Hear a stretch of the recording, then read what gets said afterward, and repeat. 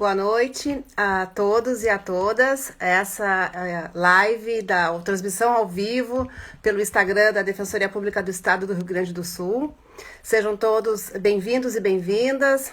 Hoje, eu e o meu colega, o professor Dr. Miguel Sead Júnior, vamos tratar de um tema tão especial e num dia muito especial. O dia em que se comemora a fundação das duas primeiras faculdades de Direito no Brasil, a Faculdade de Largo de São Francisco, em São Paulo, e a de Olinda, em Pernambuco.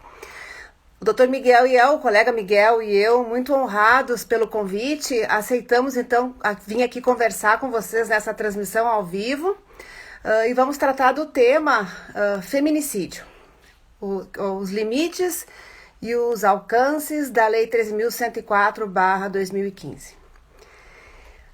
A Lei 13.104/2015, que alterou o artigo 121 do Código Penal para prever a figura do feminicídio como uma circunstância qualificadora do crime, entrou em vigor no ano de 2015. Incluiu, então, também a Lei 8.072, alterou também a Lei 8.072, a Lei dos Crimes Hediondos, para incluir o feminicídio no rol dos crimes hediondos. Então, efetivamente, ela veio para incrementar todo um sistema legal que foi preconizado pela Lei Maria da Penha, a Lei 11.340/2006, que visa prevenir, coibir, punir os casos de violência contra a mulher.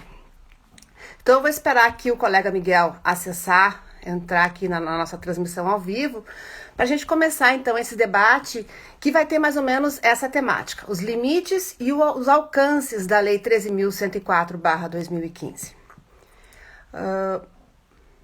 Tá entrando, acho que o Miguel está entrando agora, vou aguardar ele pedir a permissão para ingressar. E o que a gente tem? Tá entrando.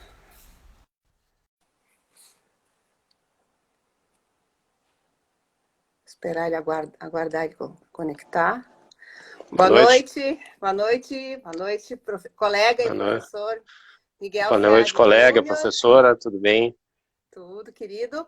Eu estava conversando enquanto tu não ingressava aqui, eu estava conversando e falando para os colegas, para as pessoas que nos assistem nessa transmissão ao vivo, que a gente está muito honrado por nesse dia tão especial, né? Que é o dia que se comemora o Dia do Direito, o dia de aniversário da fundação das duas primeiras faculdades de Direito no Brasil.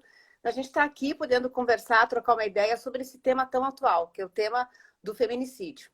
E falei também qual é a temática da nossa transmissão ao vivo, que seria os limites e o alcance da lei, essa Lei 3.104, que criou a figura do feminicídio e que alterou o artigo 121 do Código Penal para introduzir o feminicídio. Então, seja muito bem-vindo, sejam todos muito bem-vindos e bem-vindas. E, Miguel, eu estava aqui, eu queria começar a conversa contigo, dizendo que agora, em 7 de agosto, nós tivemos o aniversário de 14 anos da Lei Maria da Penha. E 5 anos dessa Lei 3.104, que introduziu a figura do feminicídio. Então, professor Miguel, vou começar fazendo a seguinte pergunta para ti. Quantas alterações e modificações, ou modificações e acréscimos, a Lei Maria da Penha sofreu desde que ela entrou em vigor lá em 2006. Boa noite, minha colega também de URGS, minha colega de Universidade Federal, depois concluiu o curso em São Paulo, colega do curso do júri, professora, como eu, e também a gente já quase chegando aos 20 anos de defensoria, né? É uma satisfação estar aqui contigo, porque, Tatiana, tu representa hoje, sem sombra de dúvida, né?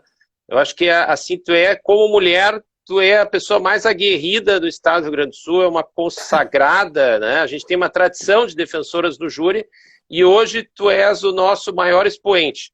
Não só o maior expoente como defensora, mas o maior expoente também como advogada, né? Reconhecida não só aqui no Rio Grande do Sul, mas nacionalmente, inclusive pela escola do júri que tu tens muito bem ensinado, capitaneado. Então é uma honra estar aqui contigo, uma honra estar com os colegas, uma honra estar com os meus ex-alunos de faculdade, é uma honra estar com outras pessoas que querem aqui debater um pouco essa situação.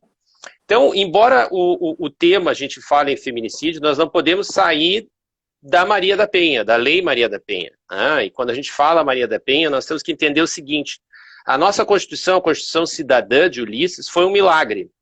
O Ulisses Guimarães conseguiu algo quase inédito na história. Ele conseguiu fazer uma revolução pacífica, aonde se colocou uma série de direitos muito avançados para aquela época de 88. E a Constituição ela criou o que a gente chama de mandados de punição ou mandados de criminalização. Ou seja, ordens para o legislador do futuro criar leis para proteger bens jurídicos. E um desses bens jurídicos, então, é a questão da violência doméstica e familiar, que está lá no parágrafo 8º do artigo 228 da Constituição. Só que o nosso legislador, ele se conseguiu aquilo não porque ele foi revolucionário, mas porque foi um grande acordo do Ulisses Guimarães. Não foi a intenção do legislador fazer aquela revolução toda naquela época, a Revolução Pacífica. Então passou muitos anos e o legislador não legislou, não fez o trabalho dele de legislar.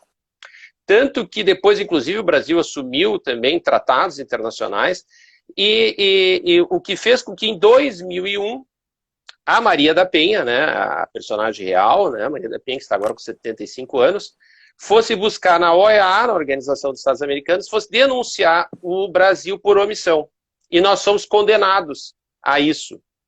Então, em razão disso aí, dessa questão vexatória, dessa condenação pela OEA, a contragosto, o legislador fez essa lei revolucionária da Maria da Penha. Por que eu digo a contragosto? Porque ele fez ela lá em 2006 e fez de forma incompleta, né? Deixou depois, passaram 2 legislaturas, uma legislatura dura 4 anos, sem mexer, sem fazer nenhuma modificação positiva. E o mais importante, por que a Maria da Penha foi buscar a OEA? Porque ela tinha sido vítima de 2 tentativas de homicídio, que tiveram, então, além de júris anulados, além de quase estava prescrevendo nos 20 anos, e ainda quando a pessoa que foi julgada acabou ficando 2 anos preso, o que se entendeu que a pena era insuficiente para proteção do bem jurídico penal, né? Nós não podemos nem ter penas insuficientes, que sejam um mero placebo, como também não podemos ter penas desproporcionais que superem a possibilidade. Ou seja, nós no direito, para quem não é do direito, usamos uma linguagem chamada de dosagem da pena, como se o juiz fosse um médico que estivesse prescrevendo doses. As doses não podem nem ser muito pequena, que não vai fazer efeito, nem pode ser muito desproporcional, que vai matar o paciente ou vai matar a própria sociedade. Então, a OEA diz. E aí, quando se fez a Lei Maria da Penha, aquilo que ela queria, que era a modificação da lei dos homicídios, ali, uma proteção maior, não foi criada pelo legislador. O legislador simplesmente criou uma agravante genérica, lá no artigo 61 da violência do 2000, que ia ter um efeito de aumento de 6 meses a 1 ano na pena. E não ia ter uma questão muito simbólica. Ou seja, só depois de 2001, que realmente com o feminicídio, em 2015, é que foi atendida aquela reivindicação da Maria da Penha.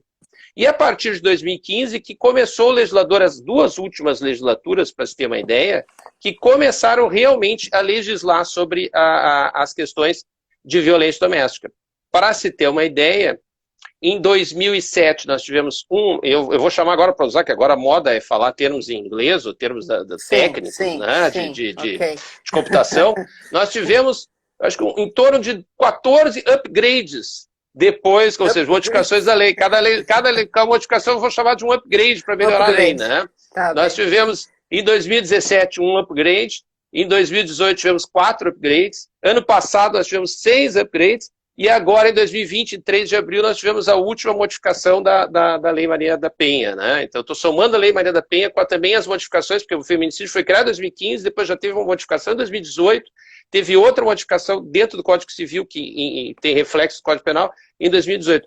E o legislador agora, estão sabendo, tem várias ideias ainda para melhorar a questão, ou seja, as duas primeiras legislaturas simplesmente silenciaram, elas tocaram a lei a contragosto, mas as últimas, a gente está vendo que estão sendo eleitos deputados, deputadas, senadores, senadoras, comprometidos, né, com a legislação, não só do ponto de vista de aumentar a pena, que isso aí depois a gente pode discutir, não é o foco, mas o ponto de vista de melhorar a situação e resolver com uma série de outras medidas trazendo o direito de família para dentro da Lei Maria da Penha, trazendo a ressocialização, a reeducação do agressor, né? Ou seja, não aniquilar o agressor, mas trazer ele de forma ressocializada. Então, nós temos coisas para comemorar, porque realmente as coisas estão se efetivando. Elas demoraram demais nesse país, mas agora nós temos um norte, né, pelo menos com relação à proteção da mulher, da violência doméstica. Ainda temos vários grupos, né, que ainda estão com cobertor curto. Que depois nós vamos falar dos transgêneros, da homofobia, do racismo. Esses ainda continuam com cobertor curto, ou seja, o legislador ainda não cumpriu a promessa da Constituição de 88.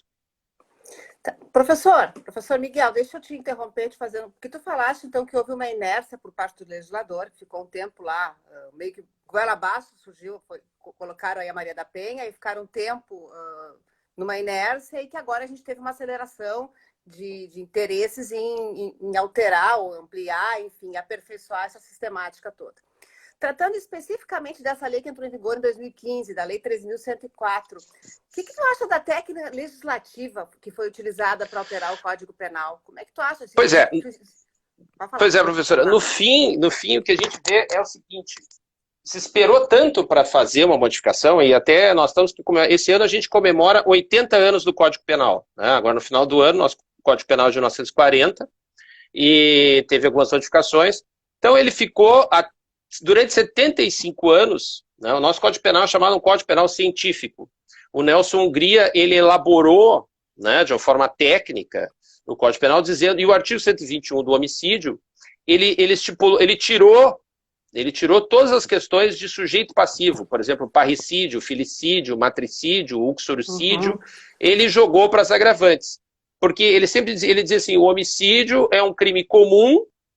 Por quê? Porque pode ser comum, não porque é comum no sentido, mas ele é comum porque ele tem um sujeito ativo comum, ou seja, qualquer um pode praticar e qualquer um pode ser vítima. Quando a vítima é uma vítima especial, como no caso do infanticídio, ele jogou para outro artigo, ou quando o núcleo verbal também, do matar também, por exemplo, no genocídio, está em outra lei, no crime, no homicídio político, está em outra lei. Então, o homicídio, assim, a entrada do feminicídio como uma qualificadora do parágrafo 2º foi feita de forma completamente equivocada. Quando a gente olha a lei, a gente vê que a comissão que elaborou, ela não elaborou para ser uma circunstância qualificadora do feminicídio. Ela elaborou um crime próprio, provavelmente previsto dentro da Lei Maria da Penha, que lá é o lugar dela, né? Lá é o local que ela tem que ser trabalhada. E aí, no fim das contas, causou uma série de limitações, por isso o nome do nosso debate, né, que é o alcance e limitações da lei, uma série de limitações que a própria lei não queria que tivesse. Foi um tiro, a lei tentou sair, por exemplo, vou dar um exemplo, ela não queria que no feminicídio se discutisse homicídio emocional, homicídio pelo relevante valor moral, homicídio pelo relevante valor social, tudo isso que ela, na exposição de motivos, ela diz, eu não quero que isso seja discutido. E aí, quando ela traz para dentro do artigo 120, parágrafo 2º, essa discussão vai ser o foco também vai ser o foco da defesa. Né? Sim, então, houve um desvio, o que a gente chama de desvio legislativo. Ela foi criada para ser uma coisa e, no meio do caminho, alguém foi lá e talvez até para diminuir, para não dar o ensejo daquilo que deveria ser o feminicídio. De qualquer forma, como foi colocado ali no meio, a gente olha assim, um nome próprio para o crime, ou seja, feminicídio, porque né, foi dado um nome, e esse nome pegou na doutrina, pegou nos meios de comunicação, e a gente, embora ele tecnicamente não seja um crime autônomo, o tratamento que tem sido dado na imprensa e nas outras legislações é como se fosse um crime autônomo. Então a técnica não foi adequada. A ideia ainda é se tirar do Código Penal e levar para Maria da Penha, que é o melhor, né? Mas também eu quero levar isso para aumentar mais a pena, talvez então também, né? Mas, como se diz, foi feito no Brasil, segue-se o princípio, né, do Bismarck, né? Se os homens conhecessem, lá da Alemanha, se os homens conhecessem como são feitas as salsichas e as leis, não comeriam salsichas, nem seguiriam as leis. Então, às vezes é melhor não saber como são feitas as salsichas, não saber como é que são feitas as leis e tentar comer as salsichas e seguir as leis. Não? Tá certo. Falando em nome, então, já que tu falaste o nome, quantas espécies de feminicídio, então, essa lei prevê? Pois é, Tatiana, esse é outro problema. Tu jogou dentro do homicídio, no feminicídio nós temos 5 espécies de feminicídios. Né? As pessoas imaginam sempre uma, que é o do feminicídio doméstico, das relações domésticas, das pessoas que moram junto e do crime que acontece isso. Mas esse é só, embora esse é o que tem a maior incidência, fica em torno de 48% dos casos, existem mais outros 4 casos. Os outros 2, quando, por exemplo, é uma relação... O doméstico é simples, né? Por exemplo, vou dar um exemplo clássico, né? O marido, ele acaba matando a mulher porque ela foge do controle, porque ela desobedece às suas ordens, né? E porque ele, por alguma outra razão. O feminicídio familiar. Por exemplo, o marido mata a sogra, porque a sogra está interferindo na relação. Então eles podem não morar juntos, a sogra vai lá, só pode ser atendida da casa, a sogra está afetando essa situação.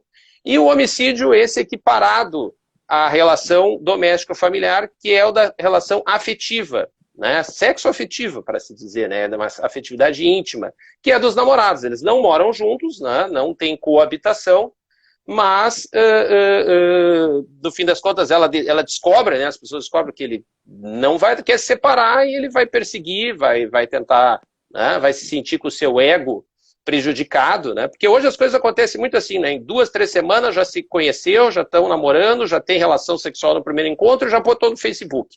Aí já está dizendo, já vou para Gramado, já disse que a relação é linda, maravilhosa, depois daqui a 2 semanas se separam. Daí a pessoa fica envergonhada, como é que ela vai... Agora eu já avisei para todo mundo, né, que eu estou namorando a fulana, está no Facebook, ela descobriu que eu sou um cafajeste, que tudo que eu falei era mentira, né, que a gente mente, quer dizer, a gente não, as pessoas mentem muito quando começa uma relação, né, depois a pessoa descobre que quer separar e ele fica bravo, vai atrás, persegue para voltar, ou se não vai voltar, não vai ser minha, não vai ser de ninguém, né, e aí acaba sendo. Esse é o feminicídio tradicional oriundo da Lei Maria da Penha.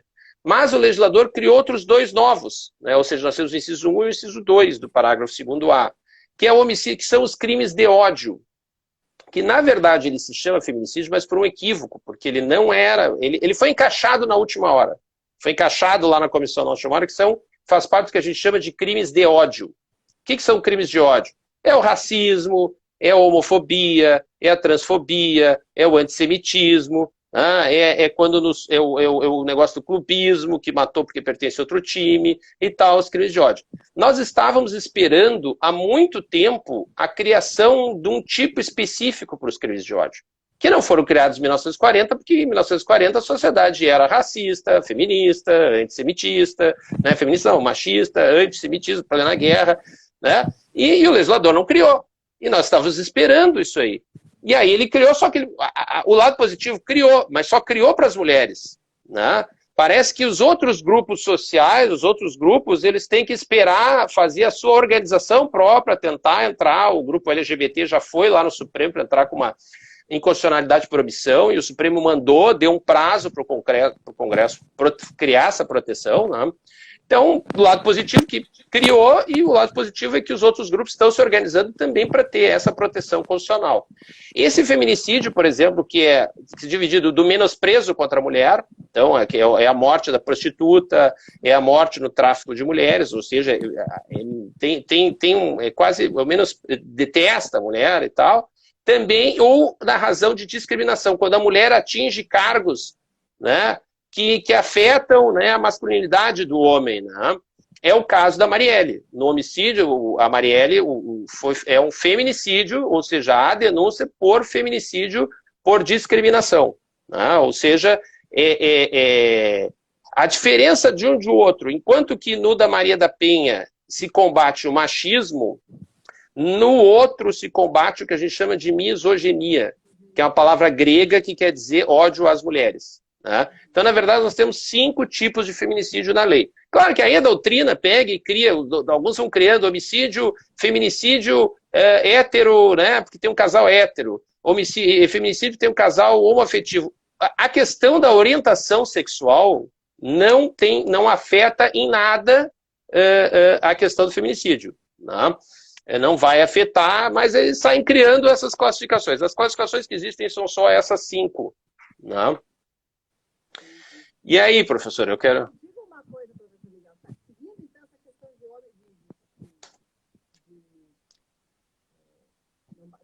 Homoafetivo ou heteroafetivo, o que é que pode ser sujeito passivo e o que é que pode ser sujeito ativo do feminismo? Ui, não. Vamos começar pelo sujeito passivo.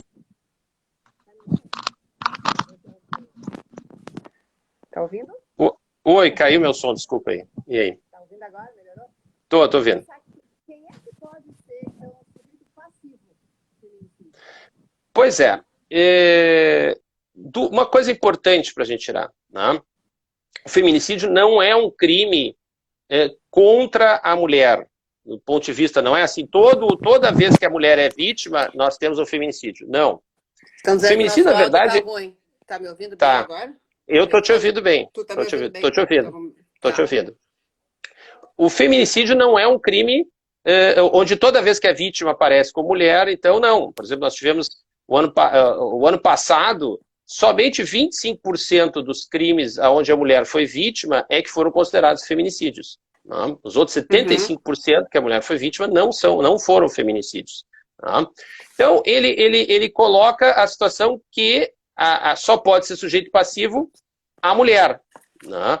Por quê? Por que isso? Por que isso? Porque, na verdade, tecnicamente, só quem é vítima do machismo é a mulher. Né? Não existe o contrário a isso. O feminismo não é um movimento para aniquilar, para colocar a mulher, o homem em sobrevivência. Não, o feminismo é para dar igualdade entre as partes. E também só quem pode sofrer de misoginia, né, que é, ou seja, o ódio às mulheres, é a própria mulher. Então, por isso a mulher. Né? Só que não é... Na verdade, o feminicídio é um crime não basicamente contra a mulher, mas contra o que a gente chama de condição do sexo feminino. Ou seja, nós temos 3 identidades. Uma é a identidade biológica, quando você nasce, né, nasceu, identifica-se como mulher. A outra é a identidade de gênero, ou seja, como você se percebe no mundo né, culturalmente.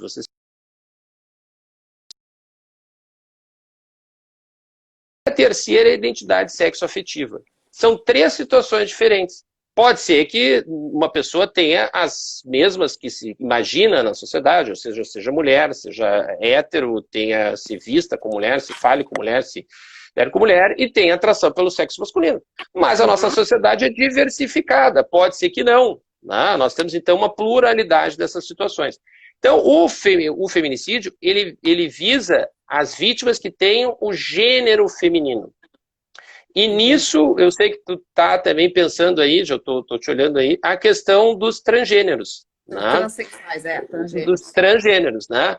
Então, hoje, graças também a uma ação direta de inconstitucionalidade, o Supremo, ele considerou que o transgênero, né, ele pode mudar de registro. Quem é o transgênero? Né? A pessoa que nasceu biologicamente de um sexo, por exemplo, o homem, mas se sente como mulher. Então a gente chama de mulher trans.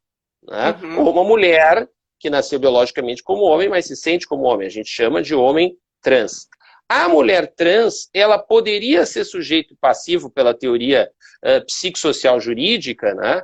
Se o Supremo entendeu que ela pode, hoje, facilitou a possibilidade de se registrar do sexo masculino. Não precisa fazer a cirurgia de transgenitalização, não precisa de um laudo psicológico, basta chegar lá num cartório e dizer, olha, eu me considero como de outro sexo, o registro, se passar no exame visual ali, né, você pode até requerer alguma documentação, mas não há necessidade de ser clínica, vai ser juridicamente considerada mulher.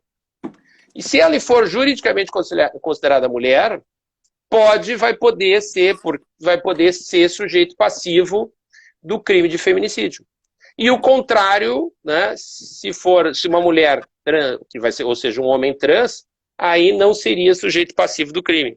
Né? É muito interessante esse aspecto, Já no crime de ódio, no crime de ódio, a legislação fala em condição de mulher, ou seja, ela restringe somente a criação da questão biológica. Aí é só mulher. E por que só mulher? Porque é o crime de femiofobia. Se for um trans, aí já vai ser transfobia, já é outra situação. Tá? Outra situação que tem que ser legislada. Como nós não podemos fazer o que a gente chama de analogia em malam-parte, ou seja, não podemos criar uma norma penal por analogia, então fica restrita, na segunda hipótese, apenas a mulher biologicamente nascida como tal. Tem essa condição de mulher.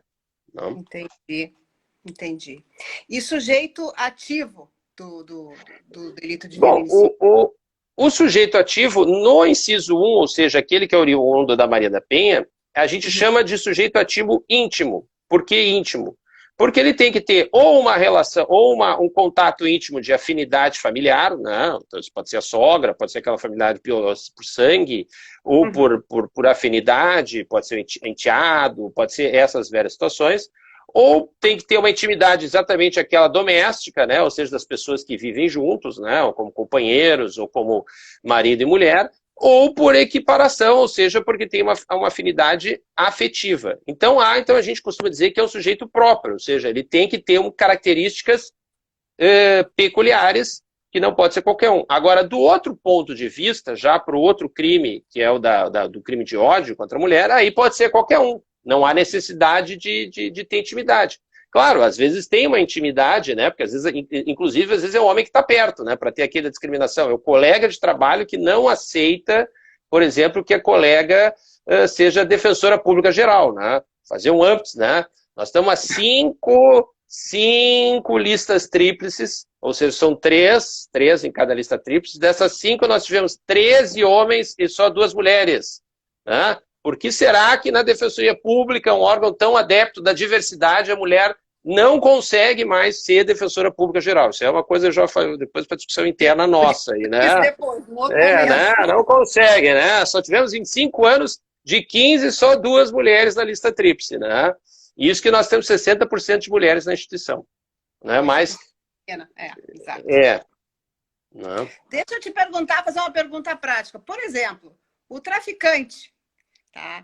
Que mata a mulher dele dentro da casa porque descobre que ela roubou a droga dele porque tá querendo diversificar o negócio, está montando uma concorrência. Ela roubou uma droga que ele tinha estocado e vai vender ou está vendendo para um outro cara, enfim, que não é amante dela, absolutamente nada. O que nós temos que ver é o seguinte, como disse antes, nem todas as vezes que a vítima é mulher é um feminicídio, e também nem todas as vezes que há um homicídio dentro de uma relação doméstica, a causa principal é o machismo. Né? Sim. Pode ser outra causa de reprovação, de outra situação, pode ser um motivo torpe, pode ser um motivo fútil, pode ser um motivo egoístico, pode ser um motivo emocional, pode ser um motivo moral, mas nem sempre, toda vez que acontece, por quê? Porque essa situação de maior reprovação é uma circunstância que tem que ser analisada caso a caso. Não é uma circunstância que eu dou o fato e digo assim, aconteceu naquela casa lá, um marido e uma mulher discutiram, brigaram e morreu a mulher. Então é feminicídio? Não. Tem que discutir por que aconteceu isso. Podia ser porque tem que ver a motivação do delito. Se essa motivação é ligada ao machismo ou se ela é ligada a uma outra situação. Não? Então, nesse caso que eu sugeri... Essa não seria feminicídio. Essa não seria outra. O importante é que, para caracterizar muito o feminicídio, é que o feminicídio é tido como um delito, como um contínuo de violência. Na Lei Maria da Penha, nós temos 5 tipos de violência, né? A violência física, né? A violência moral, a violência patrimonial, a violência sexual, mas a principal violência, que é a violência psicológica.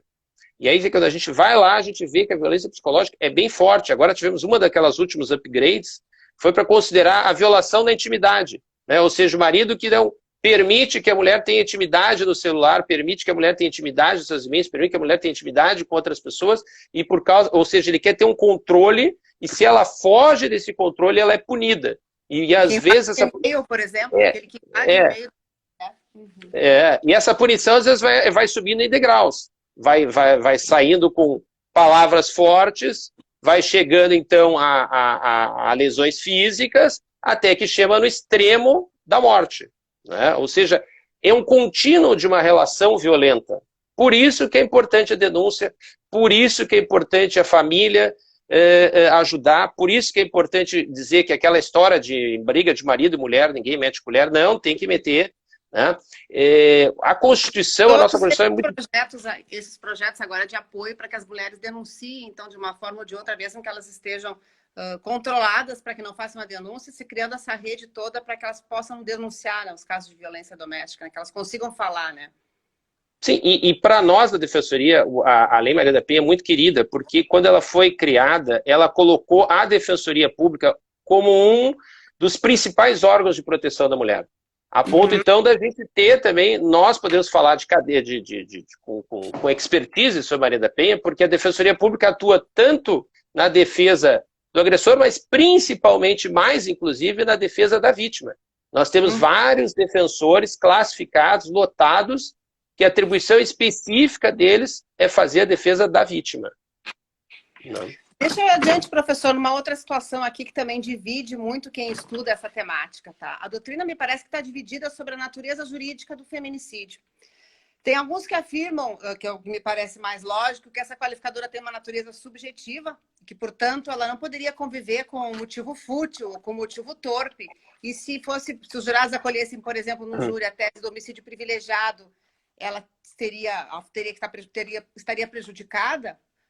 E tem também uma parte que afirma que não, que na realidade ela tem uma natureza jurídica objetiva, assemelhada àquelas qualificadoras como o meio de execução ou modo de execução do homicídio. E tem uma terceira corrente, como tudo em direito, né, que entende que umas hipóteses, a hipótese que considera razões de condição do sexo feminino, quando o crime envolve violência doméstica e familiar, seria objetiva, e aquela outra hipótese de menosprezo ou discriminação à condição de mulher teria natureza subjetiva. O que tu acha, professor Miguel? O que tu pensa sobre essa situação e como é que a gente deve enfrentar isso enquanto defesa, enquanto defensores públicos do júri, essa situação?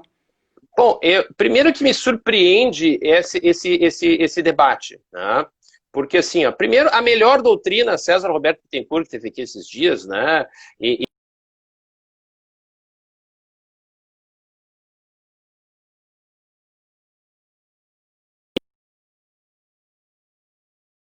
O que é uma qualificadora subjetiva? Quando falamos subjetivo, falamos do sujeito da motivação. O Hungria já dizia, a motivação é pedra de toque do crime, ou seja, a razão do crime. Então, por que a legislação escreve exatamente isso?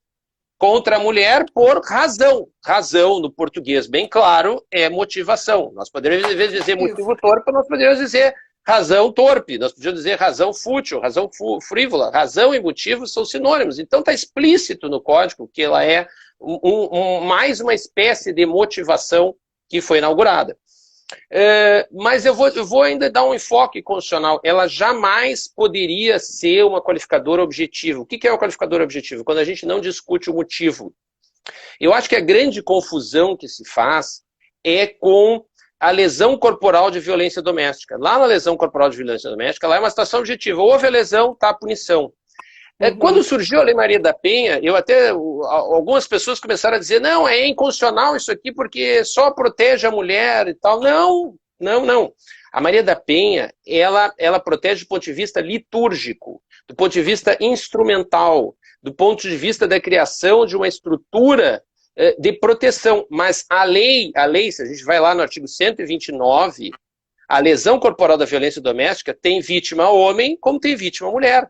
Jamais, entendeu? Foi isso que disse, não, ela é constitucional, ela só está tratando de forma instrumental uma proteção para a mulher, quando vai na vara, vai ter um defensor público, vai ter uma defensora pública que vai proteger ela, a vítima, caso do homem, que não precisa de um defensor público para proteger a vítima, essas coisas. Mas a questão se vai ter renúncia, se vai ser incondicionada, mas o crime serve para homem contra para mulher. Por quê? Porque nós temos um artigo na Constituição, no artigo 5º, simples, o inciso 1, que foi tão lutado pelas mulheres, ou seja, que diz que homens e mulheres são iguais perante a lei. Tu não poderia criar, do ponto de vista penal, uma lei que diz, por exemplo, que a vida do homem vale 6 anos em regime semiaberto, e a vida da mulher vale 12 anos em regime crime hediondo, né? Ou seja, matar um homem é bobagem, matar a mulher é crime hediondo. Isso aí estaria ferindo o artigo 5º, inciso 1 da Constituição. Porque não é objetivo, ou seja, ela é diferenciada porque existe uma razão especial para esse crime. É uma razão especial que acontece só contra a mulher. Entende? Que aqui é a questão do machismo e da misoginia. Aí sim, então nós temos que buscar essa motivação especial dentro do crime. Por isso que ele é subjetivo. Sendo subjetivo, jamais nós poderíamos ter uma denúncia dizendo que ele é fútil e em razão do machismo ou em razão da misoginia. Por quê? Porque o Hungria estabeleceu lá no artigo 67, do Código Penal, o princípio dos motivos determinantes, né, do Vergara, que já tinha escrito isso em 37, também aproveitando a doutrina italiana, ou seja, dizer assim, nós estamos punindo qual é o motivo determinante. Pode até se discutir se existe mais um motivo paralelo, né, que agora se fala muito em comorbidade, ou seja, mas a punição é qual o motivo principal. E se nós estivéssemos, e eu vou dizer uma coisa, nem o movimento feminista quer que seja uma qualificadora objetiva, porque se ele for uma qualificadora objetiva, na discussão do tribunal do júri, ninguém vai mais discutir a razão de ser do delito, né? E aí o Ministério Público, se somar o que a gente chama de overcharging, né? Ou seja, somar uma série que nem tirada do direito americano, que soma bastante coisa para somar a pena lá e atrapalhar a defesa, depois fazer uma negociação. Se ele colocar o motivo fútil e o motivo torpe, a discussão do júri não vai mais ser o feminicídio, vai ser o motivo fútil e o motivo torpe. E na hora que o juiz for aplicar, como nós temos as qualificadoras, só basta uma para ser qualificadora. Então vai ser a qualificadora motivo fútil, vai ser a qualificadora motivo torpe, e aquela qualificadora e a situação do feminicídio vai ser relegada à aplicação da pena. Aliás, fazer um parênteses, nós tem muito tribunal do júri aqui fazendo errado a votação. Desde 2008, agravantes passaram a ser... O tribunal do júri o jurado não tem competência para decidir sobre agravante. Então, se não existe homicídio quando sai na impressão triplamente qualificado.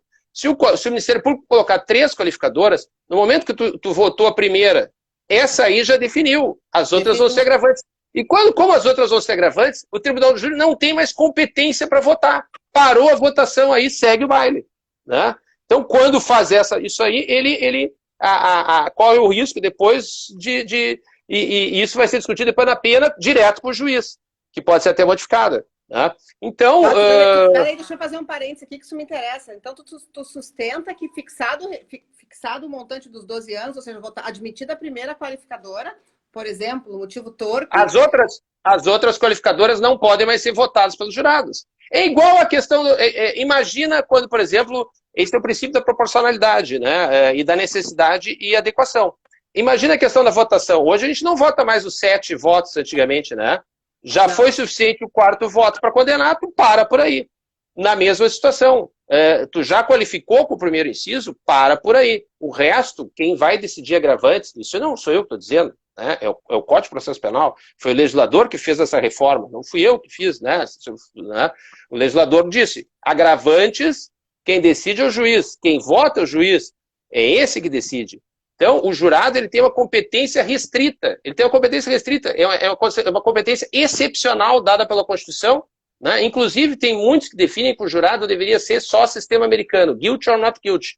E todo o sistema, qualificação, minoração de pena, tudo isso ficaria ao cargo do juiz, né? O primeiro passo foi isso, foi tirar as agravantes do jurado, em 2008. Né? E o segundo passo vai ser tirar as qualificadoras, porque isso é só uma questão... Quando elas assumirem necessariamente na aplicação da pena a condição de agravante na sua... Sim, porque depois elas vão ser... Então, como é que fica a situação no juiz? Se o jurado votou, o juiz, tecnicamente, ele poderia até tirar, porque depois... Pois é isso que eu ia te perguntar, mas... É uma questão para a gente discutir num outro momento mais... Depois. Porque eu tenho dúvidas sobre isso, mas vamos adiante. Mas já que a gente está falando de júri, Tatiana, me diz uma coisa...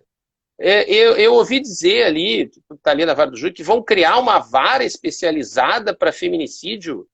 Como é que tu está vendo isso aí, Tatiana? Já criaram, era o assunto que eu ia tratar contigo agora, tá? Está criada a 4ª vara do júri de Porto Alegre. Estou tentando achar o lugar em que a luz fique melhor, porque o pessoal estava reclamando do som, agora o som tá bom, vamos ver a luz. Criada já a 4ª vara do júri de Porto Alegre, está criada ela foi criada há algum tempo atrás por iniciativa do nosso Tribunal de Justiça, e aí ela ficou suspensa porque precisava da autorização do CNJ, o CNJ autorizou, já está instalando. Estão instalando o cartório e vai ter competência exclusiva, pasme, competência exclusiva para processar e julgar feminicídios. Ao meu ver, é um tribunal de exceção. Eu queria te perguntar sobre isso, professor Miguel. O que tu acha dessa situação, então, que em Porto Alegre está se criando, está criada, é uma realidade já para nós que trabalhamos ali na Vara do Júri, a gente até está discutindo quem vai assumir essa atribuição. Tá? Vão deslocar os processos de feminicídio da primeira e da segunda, vão deslocar para a quarta, da primeira, da segunda e da terceira vão deslocar para a quarta, e os novos distribuídos a partir de agora vão direto para a quarta. E aí quem é que vai ser o juiz, ou vai ter que ser juízas, quem é que vai ser o promotor, como é que vai ser a escolha dos jurados? Essa especialização, tu entende? Eu não entendo, eu não vejo como algo bom. Como é que tu vê isso, professor Miguel? Primeiro, uma questão prática, né? Nós temos uma necessidade, o júri, ele de desaguar, né? Desaguar, ou seja, de fazer julgamentos. É bom, né? Nós tínhamos uma época, até pouco tempo atrás, nós tínhamos 2 varas do júri. Agora nós temos, depois tivemos 3, agora nós vamos para a 4ª. Isso é bom, né? Atende o princípio do CNJ, ou seja, de dar mais velocidade para os júris. E aí, de repente, nós tivemos, no ano passado, 2019, 64 feminicídios em Porto Alegre. Né? Por um universo... 64. Uhum. 64. Quando eu falo feminicídio, para quem não está entendendo, as pessoas só pensam em homicídio consumado. Mas homicídio consumado, ou seja, às vezes para você ter uma ideia, às vezes num mês nós tivemos 5 consumados e 44 tentados. Então, a soma dessa situação, assim, do mês não, num período, num semestre. Então, 64 em Porto Alegre. É muito pouco para tu criar uma vara, entendeu? Né? Se houvesse, primeiro, então já tem essa questão numérica. É muito caro tu ter um juiz, tu ter uma estrutura toda para fazer um julgamento. Então, se fosse só por essa questão numérica, já caía. Segundo, nós temos uma lei, né, que é a Lei Maria da Penha. Tá? A Lei Maria da Penha, no seu artigo 14, determinou, então, que os crimes de violência doméstica e familiar fossem julgados, né, na vara da violência doméstica. Que lá que é o lugar ideal. E como é que os outros estados fizeram? Eles fazem isso até a pronúncia e depois distribuem para todas as varas do júri. Tá? Então, nós estamos aqui, ao criar essa invenção, ela está burlando uma lei que, inclusive, teve até uma ação direta de constitucionalidade e o Supremo entendeu que era constitucional. E esse modelo é um modelo, talvez, se fosse para fazer, não estou dizendo que tem que fazer, mas se fosse para fazer, teria que ser dentro da vara. Até porque o que me surpreende é que a Lei Maria da Penha é o seguinte, ó, que o Judiciário tem que conversar com a Defensoria. Eu acho muito legal isso aí, sabe? Conversar com o Ministério da Defensoria e o Ministério Público. Ou seja, nós somos parceiros das políticas. E o Judiciário faz isso sem conversar com a Defensoria. Porque nós somos uma instituição nova, uma instituição que tem poucos agentes, e a gente não tem cobertor para tudo. E lá na vara da violência doméstica a gente tem agentes especializados para defender os dois lados, e lá seria a melhor situação, para acompanhar a vítima. Tá? Porque quando a gente fala, a gente tem muita tentativa de feminicídio, ou seja, a vítima tem que ser acompanhada até o final. Então, fizeram uma coisa, a revelia da Defensoria, ou seja, a gente fica muito magoado, porque quando precisa, aí cadê a Defensoria? Mas na hora de conversar sobre uma política, é feita de forma unilateral, numa sala fechada, sem ouvir o debate. Esse erro do judiciário... Quem vai assumir, né? Porque nas varas do júri aqui de Porto Alegre, a realidade é que nós, da Defensoria Pública do Estado, é responsável por um percentual altíssimo de defesas ali, em torno de 80% dos processos que acabam desaguando nas varas do júri, em especial no plenário do júri. Porque algumas vezes o réu tem dinheiro para pagar um advogado até a fase da pronúncia. Depois o dinheiro acabou, pronunciado, ele vai para a defensoria. E muitas vezes não tem desde o início. Então a gente tem um percentual altíssimo de processo da responsabilidade da Defensoria Pública nas varas do júri. Está nos preocupando muito. Te pergunto, já viu um modelo semelhante a esse em algum outro estado da federação? Não. Os modelos que existem nos outros estados são os modelos que seguem a Lei Maria da Penha e aplicam, né, quando não são da vara do júri e resolvem especializar, eles aplicam a Lei Maria da Penha. Eles respeitam a Maria da Penha e aplicam o artigo 14. Tanto é que o artigo 14 agora, inclusive, a Lei Maria da Penha, agora com uma das últimas upgrades, ampliou, inclusive, para discutir questões de família. Né? Ou seja, ali é o local nós queremos ser inéditos e acabamos cometendo um erro. O nosso tribunal vai cometer o mesmo erro que cometeu há alguns anos passados, que que jogou na vara da infância e juventude para julgar os crimes sexuais contra as crianças. Firmou aí o que aconteceu? E aí o que aconteceu? O STF começou a dizer não, isso não pode, o Estatuto da Criança e Adolescente não permite, isso não é o local, o juiz natural é o da vara criminal, e aí tiveram que mudar. E eu acho que eu ainda espero o bom senso do judiciário que não cometa mais uma heresia em nome de projetos. Vamos criar um projeto como se o projeto fosse maior do que o fim. E o fim é neutro. O juiz tem que ser neutro, tem que ser imparcial. Quando tu começa a criar um projeto assim de vou especializar, vou fazer isso aqui, é porque tu quer criar o que a gente chama de efetividade para condenar. Em 2008, nós conseguimos um grande avanço no processo penal, que foi a proibição do argumento de autoridade. O jurado ele tem que estar despido do argumento de autoridade. O que é o argumento de autoridade? Não, o juiz já pronunciou, o MP já decidiu, o delegado já indiciou, o MP já fez a denúncia, o juiz já pronunciou, o desembargador já disse que é. Então, e aí ficava assim, o promotor, tipo assim, quase dizendo isso. Quem são vocês, jurados, para dizer que não tem essa qualificadora? Quem são vocês, jurados, para não condenar? E o jurado ficava assim. Não, para um pouquinho. Se todas essas autoridades já disseram que é, então eu vou dizer que é também. Quem sou eu para dizer que não é? E agora que tu criando uma vara especializada em feminicídio, como é que nós vamos dizer, quando a gente dizia antes, nem todo crime contra a mulher é um feminicídio, nem todo crime que acontece no âmbito doméstico é um feminicídio, qual é a possibilidade da defesa dizer isso? Nenhuma. Porque o jurado vai dizer, olha, se já chegou até aqui, ele é um feminicídio. Quem é essa, desculpa a expressão, quem é essa louca aí que está dizendo o contrário, né?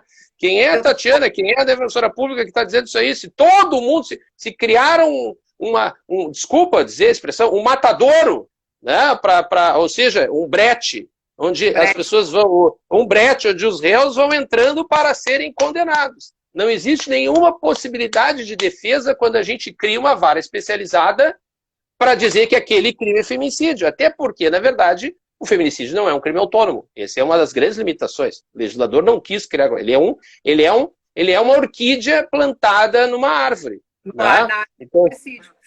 Ou seja, ele está plantado dentro do homicídio, ele não tem raízes próprias, né? Ele não suga da terra, né? Deveria, eu defendo que o feminicídio deveria ser um crime próprio, né? Mas o legislador se equivocou, transformou dentro da relação do homicídio, e ali nós vamos discutir, nós já acabávamos discutindo, infelizmente a discussão vai cair no homicídio emocional, no homicídio moral e todas as outras questões vão acabar sendo discutidas. Mas eu me empolguei porque eu estou completamente assim abismado com essa aberração de se criar. E depois é o seguinte também, vai se criar só em Porto Alegre, né? Parece então que só em Porto Alegre que tem uma vara especializada, né, do júri. Os outros municípios em Caxias, os outros municípios que têm lá uma média alta de feminicídios, lá no Santana do Livramento e outros, São Leopoldo, né? E eles não vai ter. Se você estivesse na vara da violência doméstica, nós temos varas espalhadas pelo Rio Grande do Sul. Então, é um grande equívoco.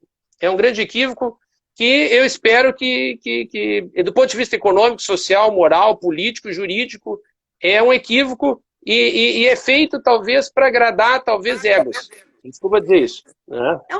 Eu entendo como retrocesso, por isso que eu te falei no início do questionamento, se isso não é um tribunal de exceção. É, cara. Mesmo. É um tribunal de exceção, é uma forma de tribunal de exceção, ou seja, e agora então eu pergunto o seguinte, se nós temos várias crianças e adolescentes como vítimas, então nós temos que criar uma vara especial de júri, vamos especializar temos outra de idosos, então vamos criar uma de idosos, temos outra de tráfico, então todo crime que for oriundo do tráfico vai ter que ter uma vara especializada. Bom, agora no inciso 7º, lá do funcional, quando a vítima for policial, vamos criar uma vara especializada para policial. Não vai ter juiz, defensor e promotor para tanta vara especializada de júri que querem criar, né?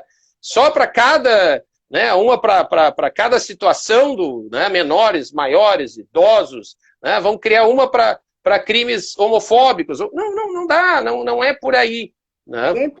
Eu penso que é importante a gente deixar bem claro, né, Miguel? Não é que a gente negue uma realidade, não é que a gente negue a realidade da violência contra a mulher, não é que a gente mereça todo esse esforço como sociedade para que esses índices que não são tão quanto alarmantes quanto falam, são graves, enfim. Não é que a gente esteja aqui desmerecendo todo um impulso para que isso melhore, para que isso cesse, para que as crianças sejam educadas a respeitar, para que os meninos e as meninas sejam educados fora de uma educação machista, formar uma consciência que não é machista. Não é essa nosso discurso. Pelo contrário, o que eu e tu parece que entendemos é que, na vara do júri, a vítima de um feminicídio tentado não vai ter todo o atendimento que ela teria na vara da violência doméstica. Num processo que tem 2 fases de tramitação, que demora. Para além disso, toda a possibilidade daquela discussão de reeducar, de tentar reinserir aquele homem que tem traços violentos, mas que ainda tem chance de poder conviver com o seu filho. Quer dizer, a vara do júri tem essa característica de os processos demorarem muito para tramitar e não ter essa estrutura. Não se tem cartório, Miguel. Não se tem servidor, eles vão deslocar servidores de um cartório para o outro. Tu imagina se vai ter uma estrutura como tem a vara de violência doméstica, com aparato de psicólogo, de assistente social, de uma série de outras atividades que fazem o apoio que é necessário para tratar um assunto tão delicado quanto esse. Então, quer dizer, eu acho um retrocesso imenso, eu penso que é um retrocesso imenso. Tá? E penso que é um brete que vai se encaminhar os homens de Porto Alegre, bem importante isso, vão tentar desaforar processo para cá, talvez, mas que vão colocar os homens de Porto Alegre num brete em que quais são as teses de defesa que a gente vai ter lá. Né? Sim, é o princípio, é o argumento de autoridade. Né? E o mais interessante, quando me perguntou ali, Tatiana, sobre as modificações na lei, o último upgrade, né, que aconteceu agora dia 13 de abril de 2020, foi que a lei a Lei Maria da Penha, ela mudou a opinião que tinha sobre o agressor.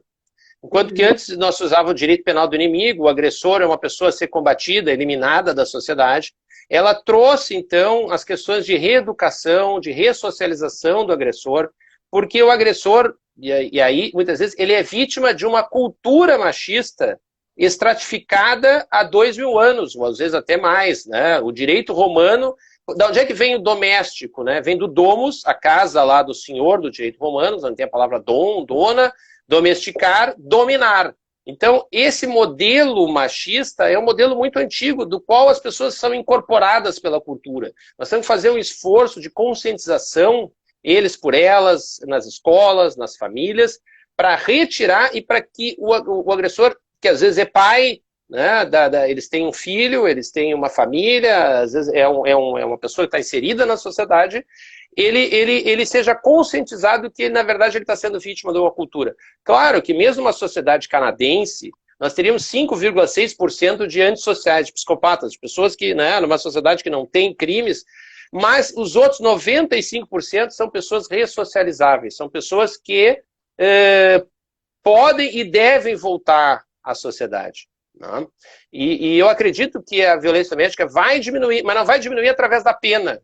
Não vai diminuir, porque a pena já atingiu um platô, como agora está dizendo, que o remédio não adianta aumentar a dose, querem aumentar agora para 30 anos a pena, que agora subiu para 40, querem transformar querem botar a pena igual ao latrocínio, mais 10 anos por descumprimento de medida, vai para 30, e põe mais umas agravantes, mais umas coisas, 35 anos.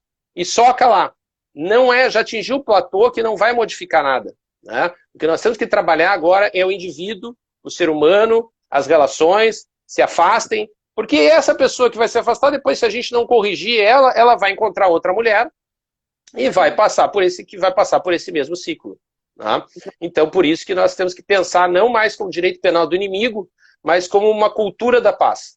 E a Defensoria Pública está aí para construir a cultura da paz. Nós estamos aí para evitar, mas do ponto de vista não punitivo, mas do ponto de vista agregador. Por isso que o projeto agora do Governo do Estado é de agregar, né, de conscientizar que essas são as soluções. E essa solução da vara do júri especializada, ela vai na mão contrária de tudo aquilo que se quer para construir uma cultura da paz. Né? É a cultura da punição. Então, já que a gente está aqui no canal do Instagram da Defensoria Pública do Estado, que a gente tem vários queridos colegas nos assistindo aqui, que hoje é um dia tão especial para todos nós, né?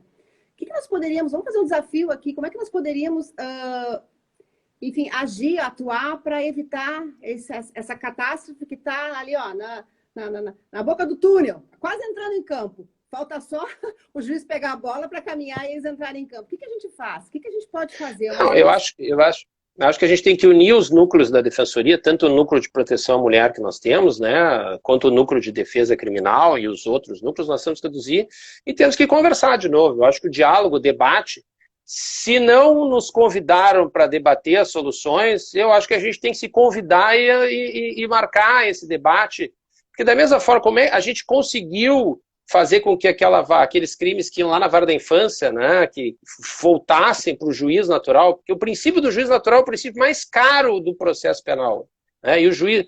E quando tu cria um tribunal de exceção, tu está fugindo do princípio do juiz natural. Às vezes até a distribuição, né, lembro que os gregos usaram a palavra, foi eles que criaram o sorteio, porque o sorteio era a forma de comunicação com os deuses, né? Quando a gente elimina, ou seja, nós somos quatro varas, isso vai ser só uma, nós estamos eliminando o sorteio. Então os deuses não têm como, né? É uma coisa linda isso aí para outra etapa. Nós temos que conversar, dialogar. A gente já dialogou no passado com o judiciário já voltou atrás, e eu acho que se a gente dialogar, né, porque isso foi de uma outra gestão, da gestão passada, se a gente dialogar com essa gestão, talvez se chegue a um consenso. Acho que nem o Ministério Público quer uma vara especializada, né? Nem o movimento feminista quer uma vara especializada. Ninguém quer uma vara especializada com o intuito só de condenar. A gente quer, né, o processo tem que ser neutro, né? O processo tem que ser uma regra do... Uma sugestão, então, que a gente poderia dar, qual é a sugestão? Que os processos, toda a fase da formação da culpa tramitem perante o juizado da violência doméstica, com todo Exatamente. Com toda a proteção, com todas as proteções que já existem para as outras situações, né? Inclusive que a juíza da vara, é que ela é a maior especialista para saber se aquele tipo de conflito é uma violência doméstica e não é uma violência doméstica, se aquele tipo de conflito é uma tentativa de homicídio ou é só, ou como só, a palavra só é dura, mas é apenas, né, é uma lesão corporal, né? Não chega a ser isso, porque às vezes é um limite meio, se é tentativa, se não é tentativa, fica num limite meio nebuloso, né? E o juiz da vara da violência doméstica é que tem maior, até porque a quantidade de casos é bem grande, ele consegue discernir o joio do trigo, né? Ele é especialista. Nós já temos um juiz especializado, por que nós vamos... Quer dizer, não precisa criar um outro do zero. Nós já temos um que foi criado há 14 anos. Como é que agora nós vamos sair do zero, vamos descobrir a pólvora de novo? Não dá. E com juízes e promotores e defensores que têm uma especialização, né? Que tem um carinho especial, né? A possibilidade de acompanhamento da mulher, a possibilidade de agora, nós estamos fazendo também a separação, as questões de família, porque às vezes tem crianças envolvidas, tem toda uma outra questão, né, multidisciplinar na questão da violência, né, que envolve, e às vezes, por que às vezes tem muita violência? Porque as pessoas, uma das formas de acabar, infelizmente, assim, ó, antigamente toda a legislação era feita para as pessoas não se separarem, né? Tinha o divórcio, tinha que fazer uma separação, depois demorava tantos anos para fazer um divórcio, a primeira audiência, o juiz fazia um esforço para reconciliar as pessoas, com que ideia que o juiz saberia o que é melhor para as pessoas, né? E hoje tudo ao contrário.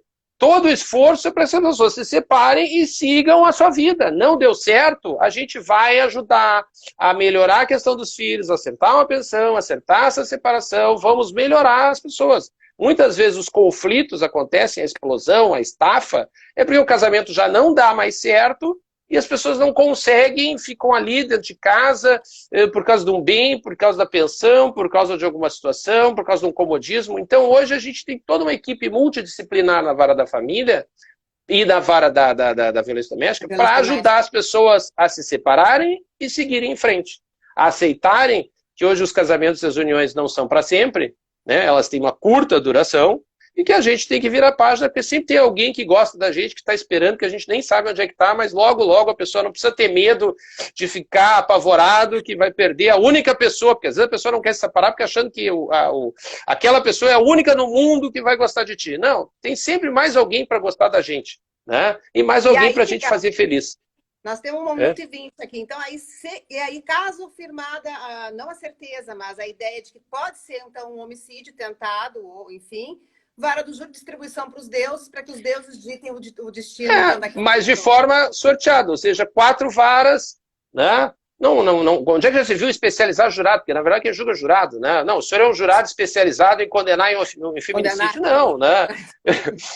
Então, vamos fazer...